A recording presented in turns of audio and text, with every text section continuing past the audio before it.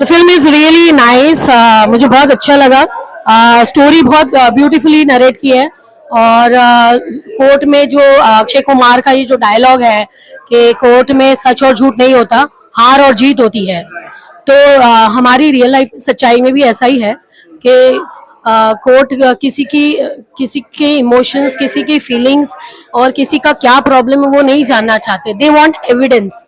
और उस एविडेंस को हर बार लाने के लिए अक्षय ने और अनन्या ने दोनों ने बहुत हार्ड वर्क किया, बहुत एफर्ट्स किए, क्योंकि हर एक चीज को वो लोग डीपली गए, अंदर तक गए फाइंड आउट करने के लिए कि क्या सच था, क्या झूठ था, और कैसे लोग ने मैनिपुलेट हुए और कैसे लोगों ने रिश्वत लिए। तो हमारी रियल लाइफ में भी ऐसे ही होता है, कोर्ट में भी ऐसा ही होता है कि चीजों को अनवांटेड चीजों को क्रिएट किए जाते हैं, लोगों को दिखाया जाता है।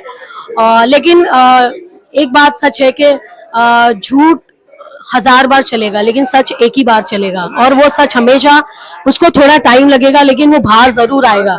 और जब वो बाहर आता है तो उसकी जो विक्ट्री होती है वो एक उसका अलग ही फीलिंग होता है। अक्षय सर की एंट्री कैसी लगी आपको? मुझे बहुत अच्छा लगा। थोड़ा सा मैं स्टार्टिंग में थोड़ा कंफ्यूज हो गई थी कि जब वो अक्षय कुमार को एंट्री दिखाया तो मुझे लगा वो सरदार जो बच्चा था, वो छोटा बच्चा वही बड़ा होके ये अक्षय कुमार था। मुझे भी थोड़ा सा कंफ्यूजन क्रिएट हुआ, लेकिन जब वो गाड़ी से निकला और वो बोर्ड लेके खड़ा था लड़का, तब मुझे फ्रेम क्लियर हो गई कि उस टाइम पर वो चीजें हुई थी। और वो जो लड़का है, सरदार लड़का, that time that situation was created. तो अक्षय का एंट्री तब है, तो मतलब वो उसमें वो दिखाया कि he is a very good lawyer and he fight for justice. और वो ऐसे केस उसका इतना फेमस था वो कि मतलब लोग उसको जानते थे, ही वाज फेमिलियर, के पता है कि जब ये घुसेगा तो ये सबकी बैंड बजा देगा।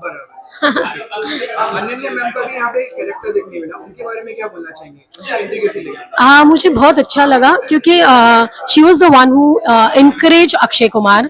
Akshay Kumar was planning to go with her wife, वो सोच रहा था कि मैं वापस चले जाऊं अपने नेटिव प्लेस, लेकिन Ananya the one who has created that things in Akshay Kumar. अगर वो लड़की, अगर अनन्या उसको अगर नहीं करती, फोर्स नहीं करती, तो शायद वो चीजें क्रिएट नहीं होती और ये स्टोरी फिर आगे बढ़ती नहीं। तो पूरा whole and soul character Ananya पे जाता है, क्योंकि Ananya is the one who has created the whole story and then they together work very hard. उन्होंने मेहनत किया, दोनों ने इन डीप में सब चीजों को समझने की कोशिश की, और उन्होंने जितना हो सके बैक टू बैक चीजों को चैलेंज करके उसको कोशिश करे कि वो चीज सामने आए लोगों के कि क्या सच था और क्या झूठ था। आर माधवन सर की एंट्री कैसी लगी? मुझे बहुत अच्छा लगा। I like the way he was drinking, he was alcoholic, और बहुत ही शैतानी दिमाग था वो, लेकिन उसने भी कहीं ना कहीं उसको समझ में आ गया कि सच सच है और झूठ झूठ है। तो जब अगर सच है तो सच के सामने उसने भी खुद ने सरेंडर कर दिया, गिव अप किया, बोला ये लो तुम्हारा लेटर, मेरा तो फ्यूचर अच्छा है, तुम अपना फ्यूचर देख लो भाई क्या है। So that was a nice line which he said that मेरा फ्यूचर अच्छा है, मेरा फ्यूचर मेरी शराब देख लेगा, आप अपना फ्यूचर देख लो बस। That was a good one. एक सीन और दिखाया गया था जहाँ पे Akshay sir and R Madhavan की डिबेट होती है। हाँ, तो उसके बारे में क्या बोलना चाहिए? ये लोग देखो, यूजुअली कोर्ट में ये चीज होता ही है। हर एक लॉयर अपना बेस्ट देना चाहता है ना। किसी को पता नहीं कि सच क्या है झूठ क्या है, लेकिन वही तो है कि जो अच्छा लॉयर होगा वो सच्चाई को बाहर लाएगा, और दूसरा लॉयर है वो अपनी विक्टिम को बचाने की कोशिश करेगा। ये हमेशा हर कोर्ट में हुआ है, हमारे रियल लाइफ में भी कोर्ट में ऐसा ही होता है, क्योंकि वो अपने क्लाइंट के लिए लड़ता है। वो सच है झूठ है वो उसको पता नहीं है, लेकिन they fight for their clients, मतलब अपने क्लाइंट्स के लिए लड़ते हैं। तो वो भी अपने क्लाइंट के लिए लड़ रहा था। उसे पता था कि उसका क्लाइंट गलत है, गड़बड़ है, उसे सब पता था। तो इसीलिए वो सोच रहा था कि चलो खींचते खींचा, लेकिन बाद में उसको एंड में पता चला कि दैट वाज रॉन्ग, तो उसने खुद ने गिव अप कर दिया। एक और सीन बताया गया जहाँ पे अक्षय सर जलियांवाला बाग विजिट करते हैं। हाँ, तो लिटरली ऑलमोस्ट मैं जब वो सीन देख रहा था मुझे भी मतलब रोना आ गया था। तो वो सीन के बारे में क्या कहना चाहिए? हाँ, मुझे भी बहुत पेनफुल लग रहा है, क्योंकि मैं सोचती हूँ कि अगर मैं उस जगह पर अगर मैं होती वहां पर तो मैं क्या करती। सबसे पहले तो मेरे को सोच की घबराहट होती है, मन में कैसे होता है कि क्या हो, मतलब वहां अगर हम रहे और हमारे साथ ऐसा हो जाए तो मतलब वी कैन नॉट इमेजिन। वो लोग जो लोग थे वो लोग, मतलब heads off to them, salute करूंगी कि उन लोग में बहुत गट्स थे और उन्होंने वो सिचुएशन फेस करी, और जो भी हुआ अच्छा नहीं हुआ, बट या आई फील वेरी सैड। मैं जब वो ब्लड्स देख रही हूँ तो मुझे बहुत अंदर से एक हार्ट में एकदम हार्ट बीट मेरे बहुत फास्ट बीट हो रहा है, और मुझे कहीं लग रहा है कि मैं दिल से चाहती हूँ कि मैं वो जगह अभी जाके देखूं, क्योंकि मेरे आसपास जो लोग बैठे थे, मैंने उनको पूछा सच्ची में ऐसी जगह है क्या, तो दे सेड यस, ये ऐसी जगह है और ये स्टोरी है।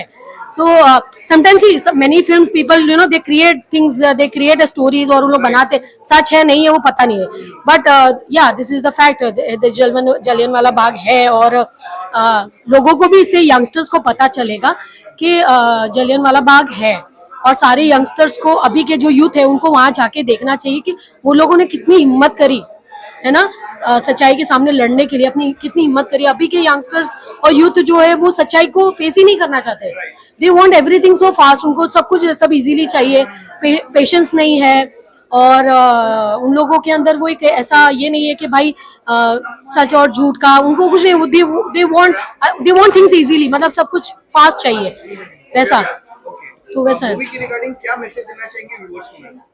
मैं ये देना सारे ऑडियंस को मैं ये बोलना चाहूँगी कि ये फिल्म ज़रूर आके देखें, क्योंकि इसमें सच्चाई की जीत बताई गई है, और झूठ उसको झूठ साबित करने के लिए कितने सारे ट्विस्ट क्रिएट किए गए थे, तो ये जानना बहुत ज़रूरी है, देखना ज़रूरी है कि यंगस्टर्स को पता चले कि देखो कैसी चीज़ें होती है, ये चीज़ किसी के भी साथ हो सकती है, ये तुम्हारे साथ हो सकती है, मेरे साथ हो सकती है, कोई भी नॉर्मल इंसान के साथ हो सकती है। तो बात ये है कि हमें कभी भी किसी से हारना नहीं है, we should be like a winner and we should be like a fighter. हमें डरना नहीं है, हमें फेस करना है, ठीक है, लेकिन हमें राइट टाइम पे करना है, सिचुएशंस देख के करना है, ऐसे नहीं कि हाँ चलो अभी लड़ने चले जाओ, तो पहले हमें हमारे हथियार जमा करना है, हमारे पीछे हमारा स्ट्रॉन्ग बेस बनाना है ना, ऐसे अकेला इंसान तो लड़ नहीं सकता ना, you need a good people and team, and you need a good बोलते हैं ना हथियार, वो सब चीजें हो चाहिए लड़ने के लिए। अकेला हीरो बन के सलमान खान के जैसे लड़ने चले गए तो कुछ नहीं होगा, बैंड बज जाएगी। So I believe that he has create that aura, he has create that people, press के दिमाग में इतना स्ट्रॉन्ग जो एंड दिखाया कि प्रेस के सामने जो क्रिएट किया ना, उसको उसने पहले इधर उधर बॉडी लैंग्वेज से देखा, और उसने स्टडी किया कि पहले वाले सीन में प्रेस को भगा दिया गया था, और सेकेंड वाले सीन में उसी प्रेस का उसने एडवांटेज लेके हथौड़ा मारा। So that was the best scene, मतलब वो सबसे बेस्ट सीन था फिल्म का, और लोगों को जरूर आके देखना चाहिए कि कैसे कैसे स्टोरीज है, क्या लाइंस है, क्या स्क्रिप्ट है, और किस तरह से फ्रेमिंग किया है, कैसे लोकेशंस यूज किए हैं, तो वो सारी चीजें देखने को आना चाहिए लोगों को। केसरी 2 आउट ऑफ 5 आप कितना रेट करेंगे? 4।